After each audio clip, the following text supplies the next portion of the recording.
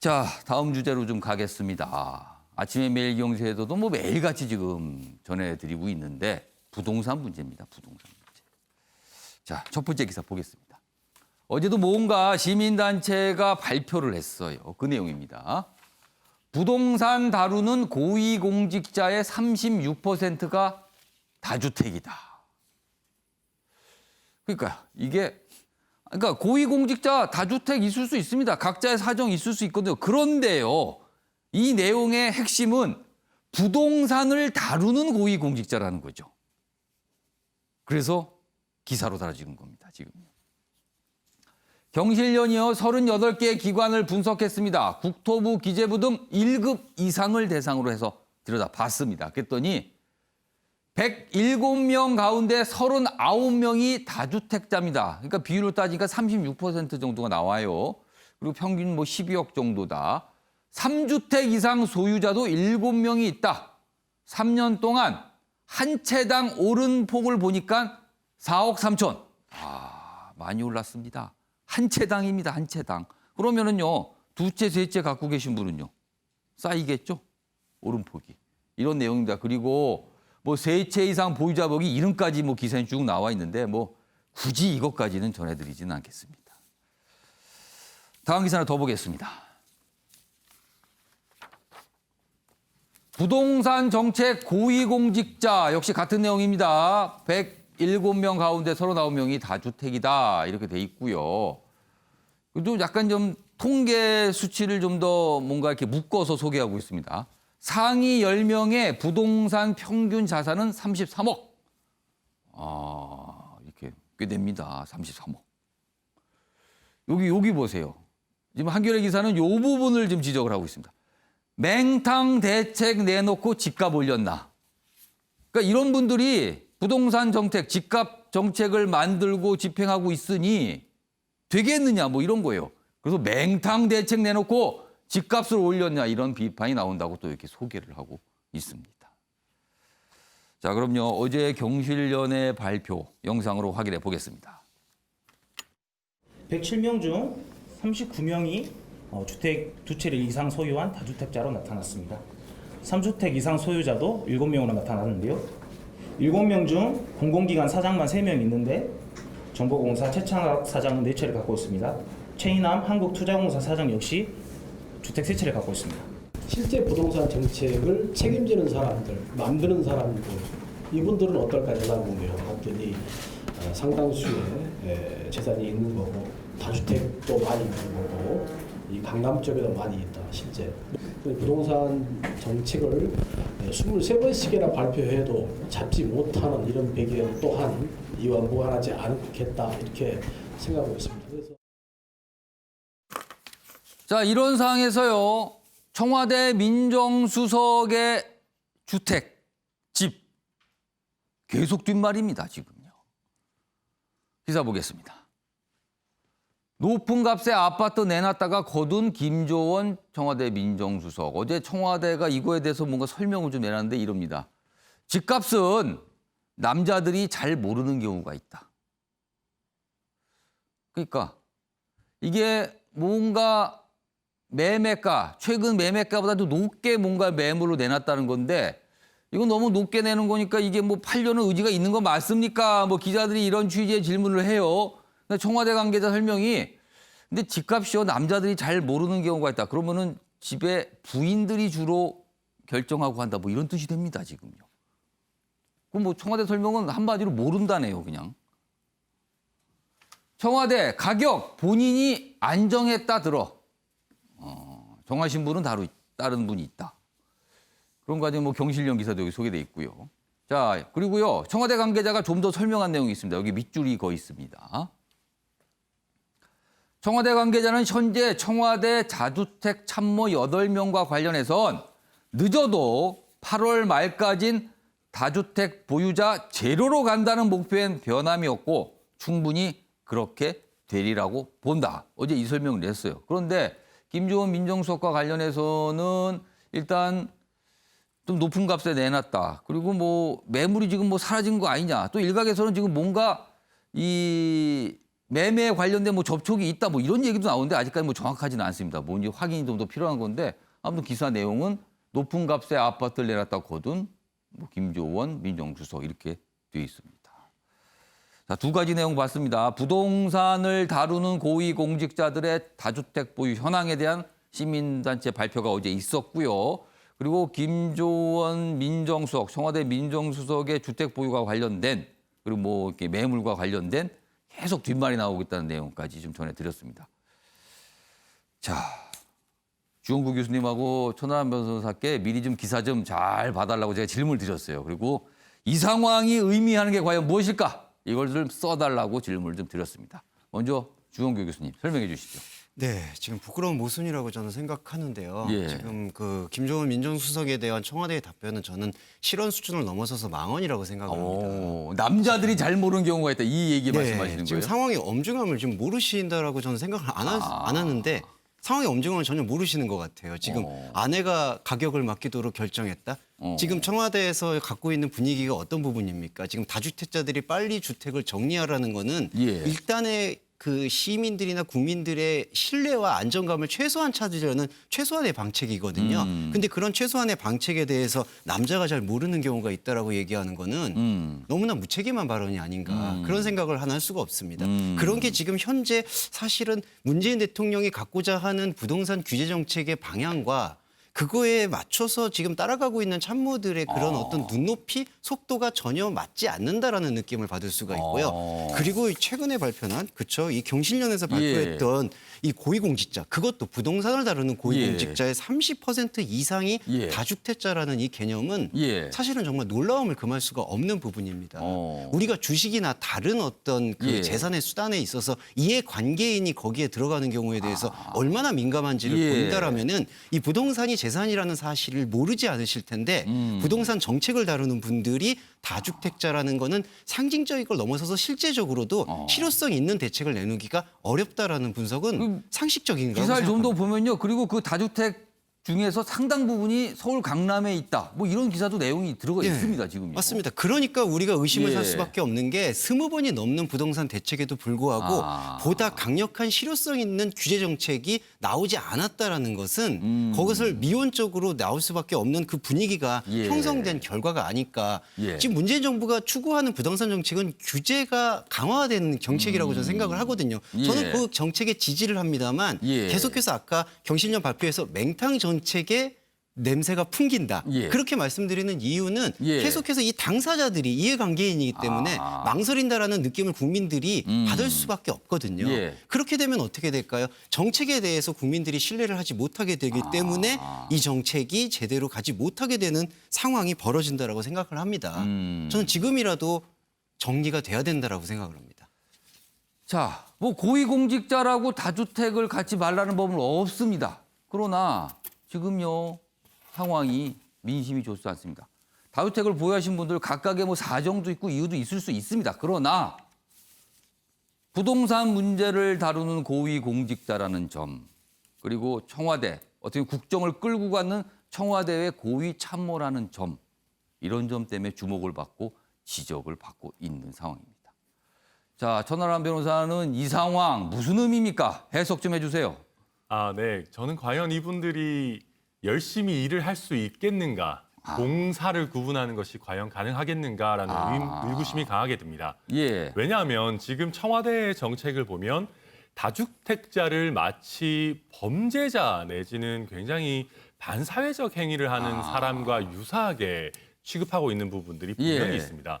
그런데 지금 이 고위공직자들을 보면 그러면 이 청와대의 입장에서 본다면 실제 범죄 행위를 하고 있는 사람들이 그 범죄 행위를 줄이고자 하는 그런 정책을 위반하는 것과 크게 다르지 않거든요. 물론 비유가 조금 과할 수 있습니다만은 그러다 보면 결국 나 스스로를 어떻게 보면 규제하는 법안을 내가 과연 만들 수 있을 것인가. 그 공과 사를 그 정도까지 구분하는 것이 과연 가능하고 그걸 우리가 그렇게까지 요구할 수 있겠는가라는 걸 따져봐야 되는 것 같고요. 이런 식으로 강하게 규제를 하는 드라이브를 결 거라면 규제 대상자가 그 규제를 결정하는 모순은 사실은 미리 방지했었어야 된다. 그래서 사실상의 이해 상충이 방지하는 것, 그러니까 발생하는 것을 미연에 좀 방지할 필요가 있었다. 저도 그렇게 생각이 됩니다. 그러면은 그런 오해를 받을 수 있는 처지라면은 일단 뭔가 조치가 있어서 뭐 그 일을 피하든가 뭐 다른 방법이 있었어야 됐다 이렇게 좀 보시는 거네요. 네, 맞습니다. 이게 뭐 단순히 다주택에 예. 대해서 죄악시하지 않고 이걸 예. 어느 정도 관리하고 하는 정도의 정책이었으면 모를까. 예. 다주택자들에 대해서 징벌적 과세를 하겠다. 뭐 이런 식의 얘기까지 나오고 예. 1가구 1주택을 원칙으로 하겠다라는 얘기까지 강하게 나오고 있는 마당에서는 3주택자 이런 분들이 정책 입안에 예. 어떤 아주 핵심 역할을 맡는다. 이것은 입안 과정이나 실행 과정에 대한 국민들의 신뢰를 심각하게 저해한다. 저는 그렇게 보입니다. 자, 김광학 교수님. 이런 상황에 대해서 이제 정부 고위공직자 그리고 이제 청와대 이제 고위직에 대한 이런 모습을 좀 소개해 드렸는데 집권 여당인 더불어민주당도 굉장히 답답할 것 같아요. 답답하죠. 지금 저는 매경에서 지금 명단을 제시를 했잖아요. 예. 저는 그냥 밝혀야 된다고 생각을 해요. 지금 맨 앞에 있는 분이나 뭐 이렇게 예, 예. 내려가면 거의 다 지금 부동산과 관련된 분들이 굉장히 많습니다. 그리고 또 한 가지가 지금 그 부처별로 나오면 국토교통부가 13명이고 그다음에 기획재정부가 12명이에요. 직접적으로 관련된 이분들이 부처입니다. 부동산 정책 만들고 부동산 과세하는 정책 예. 만듭니다. 그러면 이것이 잘 될 수 있었는가? 그러니까 지금 이 상황이 왜 잘못되었는지를 여기서 좀 우리는 발견할 수 있겠다라는 그러니까 뭐 생각을 당사자들은 오해다를 할 수가 있지만 일단 오해를 받아도 굉장히 짙게 받고 있는 거예요. 왜냐하면 그럼요. 이분들의 다주택 예. 보유는 그냥 다주택자들의 의미와는 완전히 다른 거죠. 왜냐하면 이분들이 계속 갖고 있다는 거는 예. 보통 국민들이 볼 때는 주택을 계속 갖고 있어도 불이익이 없고 계속해서 수익이 난다는 그런 신호로 받아들일 수밖에 없는 거거든요. 그래서 이분들이 뭐 다주택 보유할 수 있습니다. 그러면 예. 실질적으로 이 정책과 완전히 반대되는 정책들을 내보이든가. 그렇지 않잖아요. 지금 지향하는 정책은 1가구 1주택에 대한 어떤 지향점으로 몰고 가고 있으면 예. 거기에 부응하는 어떤 행위들을 해줘야 되는 건데 반대로 한다 그러면 국민들은 반대가 맞는 거라고 생각하지 않을 수가 없는 것이거든요. 그리고 이제 기획재정부 같은 경우는 예. 이번에도 우리가 이제 다주택자에 대한 응징적인 이제 과세를 하잖아요. 예.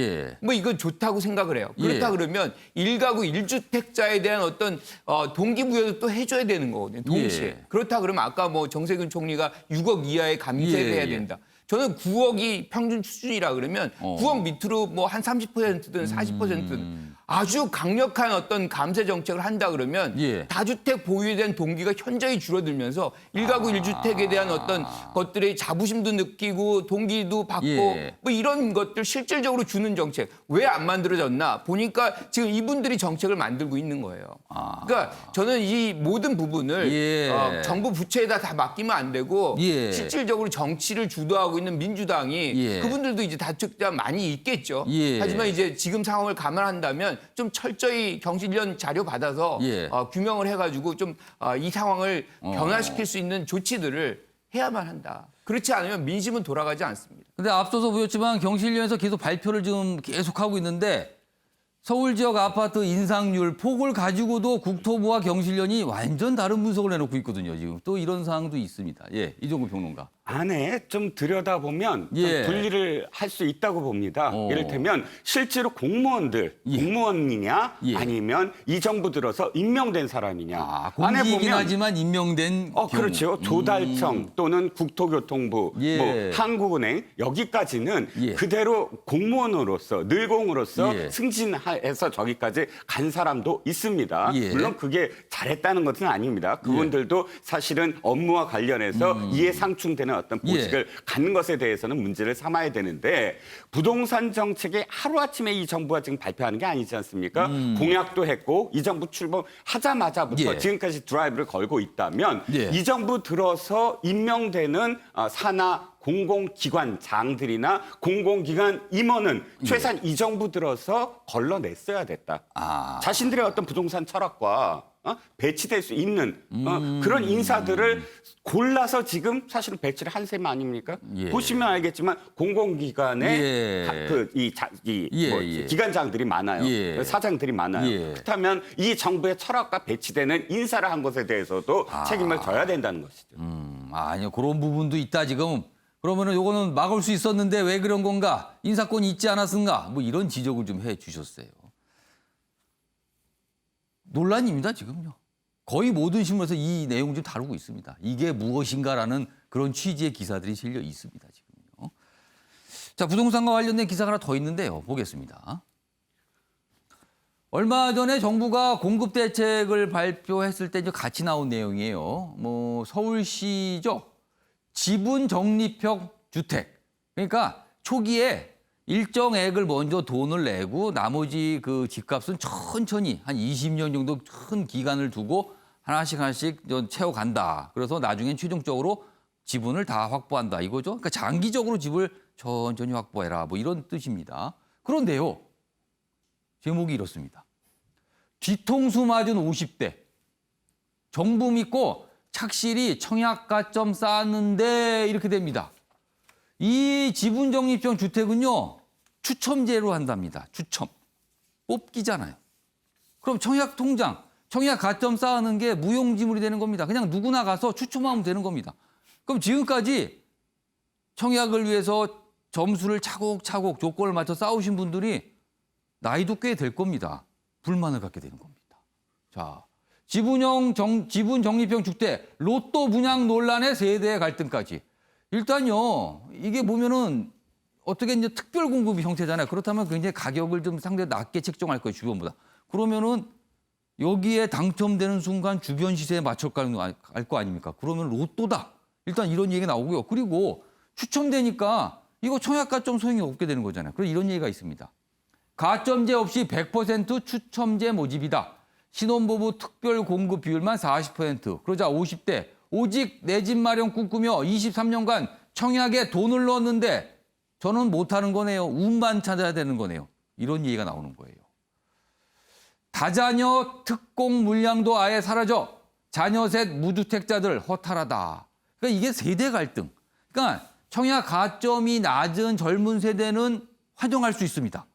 왜냐하면 본인들은 청약이라면 가능성이 없었는데 이번엔 추첨이니까 가능성이 그래도 높아졌잖아요. 그런데 청약 접점을 오랫동안 쌓으신 분들은 이게 뭡니까?